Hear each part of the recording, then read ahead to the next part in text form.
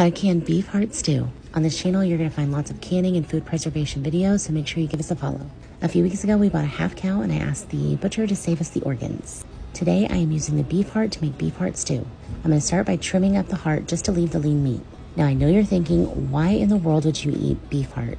Beef heart is so lean and it's full of nutritional benefits. It's honestly one of the best survival foods. And we're also a household that's striving towards a zero waste household. And besides all of that, this animal gave its life so that we can sustain and prolong our life. So to pay respect to this animal, we're going to use every part that we possibly can.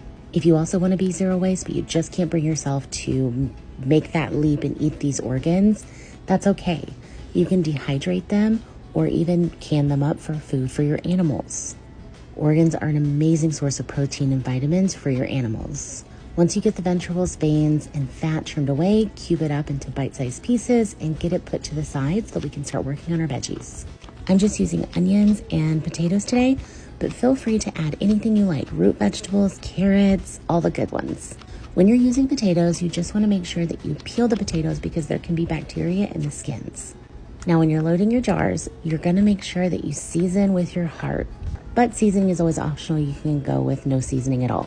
I like to layer my jars and make it look really pretty on the shelf and add in broth or water up to that bottom rim in your jar. It's really easy when you form a little assembly line so that you can just keep going and moving right along.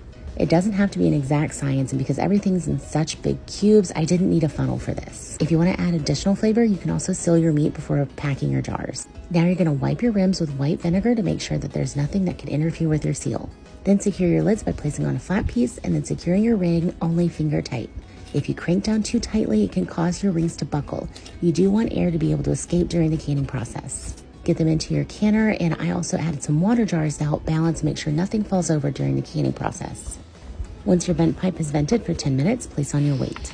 Wait for your front air vent cover piece to pop, and then once your dial gauge reaches the correct PSI or your jiggle weight starts to move, you're going to start your 90-minute timer for quarts or 75 per pint. After your timer, turn off your canner and don't touch it. Allow it to depressurize and come back to zero on its own. Once that happens, remove your weight and then slowly remove your lid. You're going to twist and pull this away from your face to make sure that none of that steam can blast you. It is extremely hot, so be careful. Use your jar lifters to move them to the towel. You're going to let these sit for 12 to 24 hours before you do anything with them. After that time, you're going to wash them up and remove the rings for storage. I hope you enjoyed this video on